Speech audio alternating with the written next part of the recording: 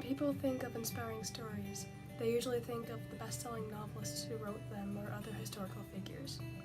However, you do not need to be a novelist in order to share an experience. Here are some pretty good teachers who have their own stories to share.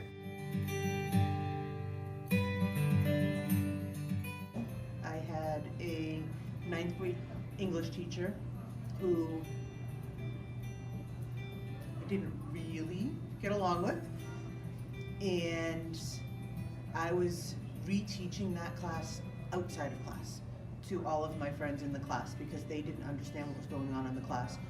And I discovered at that point that I really enjoyed teaching. I loved teaching them. And then I went on to have some amazing English teachers later on in my high school career, and that really just solidified it for me that, this is really what I want. I do remember certain things. Like I remember being in 5th or 6th grade, and I used to go to the library all the time, get books. This was before the internet, so hey, biggest form of entertainment was reading. And I remember I was reading everything in the young adult section, and I came across a book, and I don't even remember the name of it, but I remember reading it, and like all of a sudden it really was like an epiphany. I was like, wow, this is really bad writing.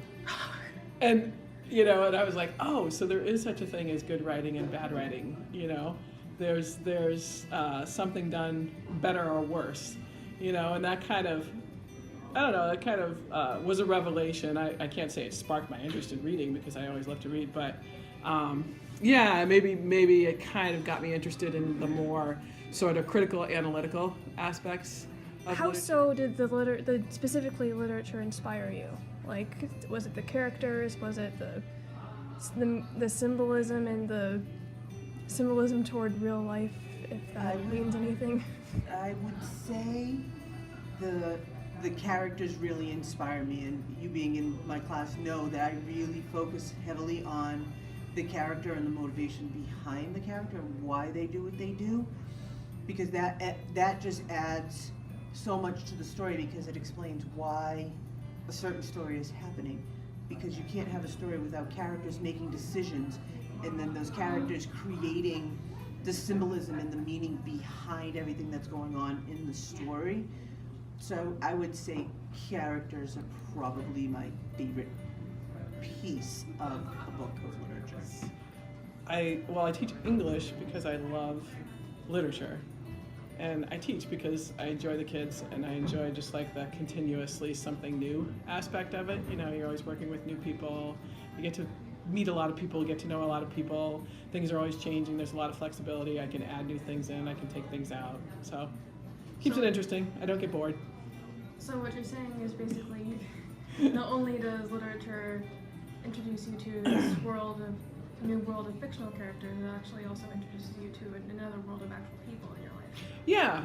I mean, I think it's a lot more fun to read and then talk to people about it than it is to just read and sit and meditate about it, which I do sometimes. I like to read things and then I'll sit or I'll take a walk or I'll think about it through my day, but it's a lot more interesting when you get other people's perspective and other people's feedback on it too, and it usually kind of enriches your understanding as well. When I hear things from students, I'll be like, oh, I never thought of that, or that wasn't my experience of it, but it's interesting.